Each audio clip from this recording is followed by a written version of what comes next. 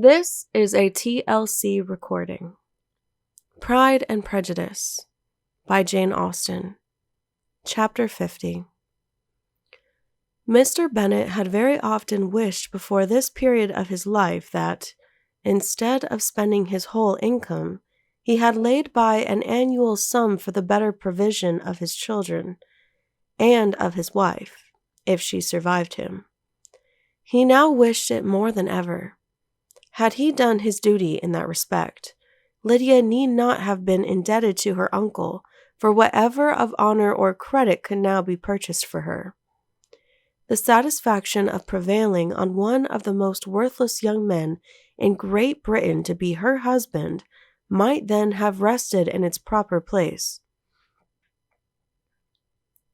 He was seriously concerned that a cause of so little advantage to any one should be forwarded at the sole expense of his brother-in-law, and he was determined, if possible, to find out the extent of his assistance, and to discharge the obligation as soon as he could. When Mr. Bennet had married, economy was held to be perfectly useless, for, of course, they were to have a son.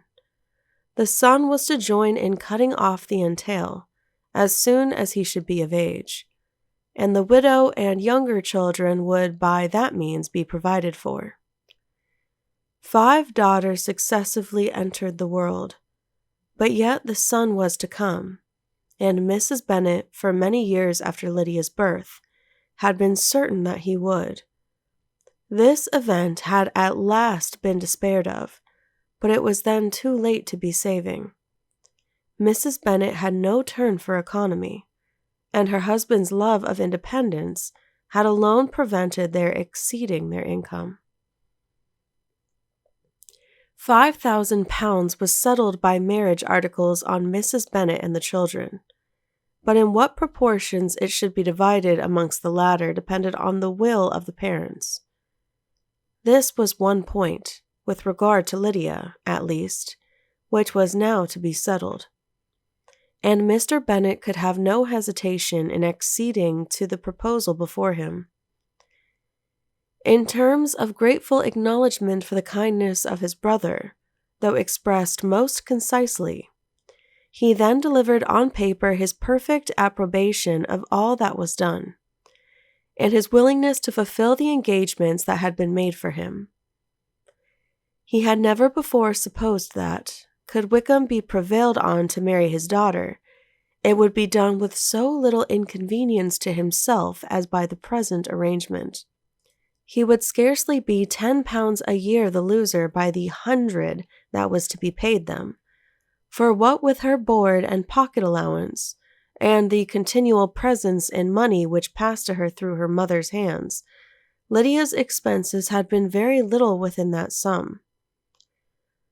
That it would be done with such trifling exertion on his side, too, was another very welcome surprise, for his wish at present was to have as little trouble in the business as possible. When the first transports of rage which had produced his activity in seeking her were over, he naturally returned to all his former indolence. His letter was soon dispatched, for, though dilatory in undertaking business, he was quick in its execution. He begged to know further particulars of what he was indebted to his brother, but was too angry with Lydia to send any message to her. The good news spread quickly through the house, and with proportionate speed through the neighborhood. It was borne in the latter with decent philosophy. To be sure, it would have been more for the advantage of conversation had Miss Lydia Bennet come upon the town, or, as the happiest alternative, been secluded from the world in some distant farmhouse. But there was much to be talked of in marrying her, and the good-natured wishes for her well-doing which had proceeded before from all the spiteful old ladies in Meryton lost but a little of their spirit in this change of circumstances, because with such an husband her misery was considered certain. It was a fortnight since Mrs. Bennet had been downstairs, but on this happy day she again took her seat at the head of her table, and in spirits oppressively high. No sentiment of shame gave a damp to her triumph. The marriage of a daughter, which had been the first object of her wishes since Jane was 16, was now on the point of accomplishment, and her thoughts and her words ran wholly on those attendants of elegant nuptials, fine muslins, new carriages, and servants. She was busily searching through the neighborhood for a proper situation for her daughter, and without knowing or considering what their income might be, rejected many as deficient in size and importance. "Hay Park might do," said she, "if the Goldings could quit it, or the great house at Stoke, if the drawing-room were larger. But Ashworth is too far off. I could not bear to have her 10 miles from me, and as for Pulvis Lodge, the attics are dreadful." Her husband allowed her to talk on without interruption while the servants remained, but when they had withdrawn, he said to her, "Mrs. Bennet, before you take any or all of these houses for your son and daughter, let us come to a right understanding. Into one house in this neighborhood they shall never have admittance. I will not encourage the impudence of either, by receiving them at Longbourn." A long dispute followed this declaration, but Mr. Bennet was firm. It soon led to another, and Mrs. Bennet found, with amazement and horror, that her husband would not advance a guinea to buy clothes for his daughter. He protested that she should receive from him no mark of affection whatever on the occasion. Mrs. Bennet could hardly comprehend it. That his anger could be carried to such a point of inconceivable resentment as to refuse his daughter a privilege without which her marriage would scarcely seem valid, exceeded all she could believe possible. She was more alive to the disgrace which her want of new clothes must reflect on her daughter's nuptials than to any sense of shame at her eloping and living with Wickham a fortnight before they took place. Elizabeth was now most heartily sorry that she had, from the distress of the moment, been led to make Mr. Darcy acquainted with their fears for her sister. For since her marriage would so shortly give the proper termination to the elopement, they might hope to conceal its unfavourable beginning from all those who were not immediately on the spot. She had no fear of its spreading farther through his means. There were few people on whose secrecy she would have more confidently depended, but at the same time, there was no one whose knowledge of a sister's frailty would have mortified her so much, not, however, from any fear of disadvantage from it individually to herself, for, at any rate, there seemed a gulf impassable between them. Had Lydia's marriage been concluded on the most honourable terms, it was not to be supposed that Mr. Darcy would connect himself with a family where, to every other objection, would now be added an alliance and relationship of the nearest kind with a man whom he so justly scorned. From such a connection she could not wonder that he would shrink. The wish of procuring her regard, which she had assured herself of his feeling in Derbyshire, could not in rational expectation survive such a blow as this. She was humbled, she was grieved, she repented, though she hardly knew of what. She became jealous of his esteem, when she could no longer hope to be benefited by it. She wanted to hear of him, when there seemed the least chance of gaining intelligence. She was convinced that she could have been happy with him, when it was no longer likely they should meet. What a triumph for him, as she often thought, could he know that the proposals which she had proudly spurned only 4 months ago would now have been most gladly and gratefully received. He was as generous, she doubted not, as the most generous of his sex, but while he was mortal, there must be a triumph.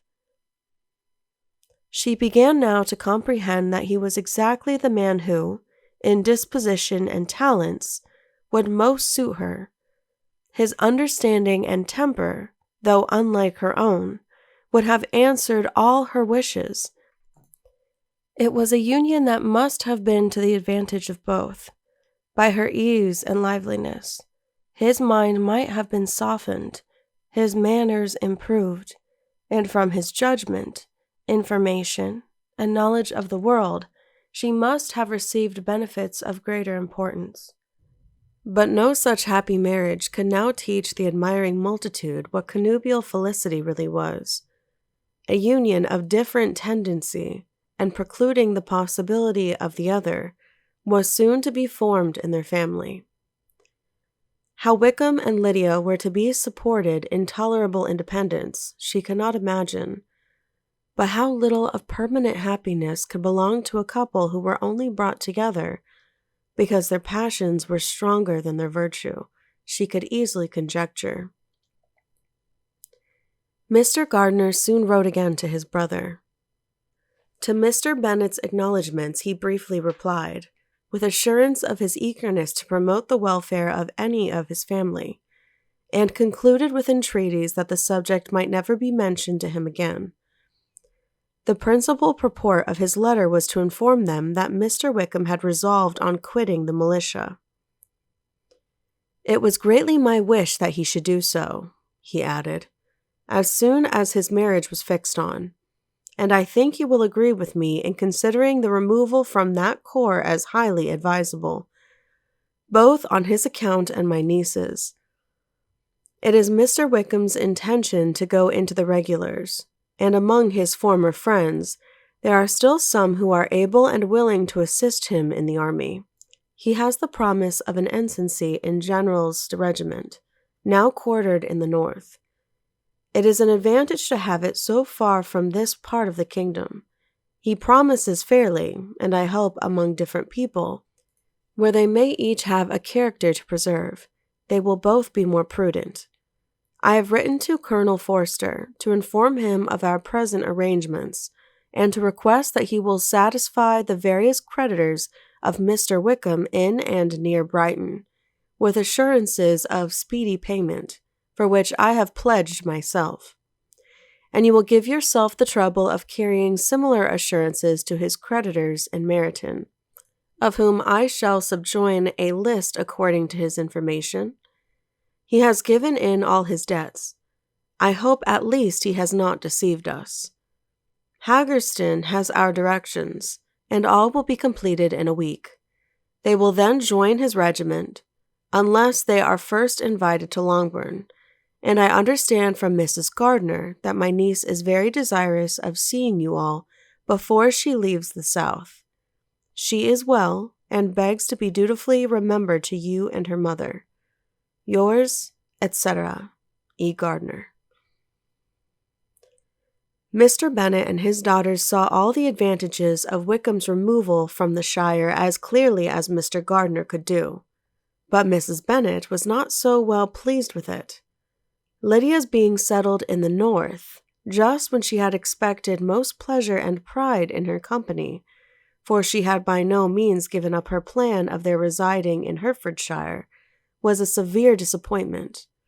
And, besides, it was such a pity that Lydia should be taken from a regiment where she was acquainted with everybody, and had so many favorites. "She is so fond of Mrs. Forster," said she.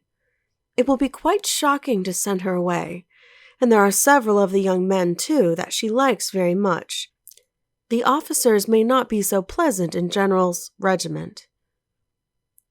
His daughter's request, for such it might be considered, of being admitted into her family again before she set off for the north, received at first an absolute negative. But Jane and Elizabeth, who agreed in wishing, for the sake of their sister's feelings and consequence, that she should be noticed on her marriage by her parents, urged him so earnestly, yet so rationally and so mildly, to receive her and her husband at Longbourn, as soon as they were married, that he was prevailed on to think as they thought, and act as they wished.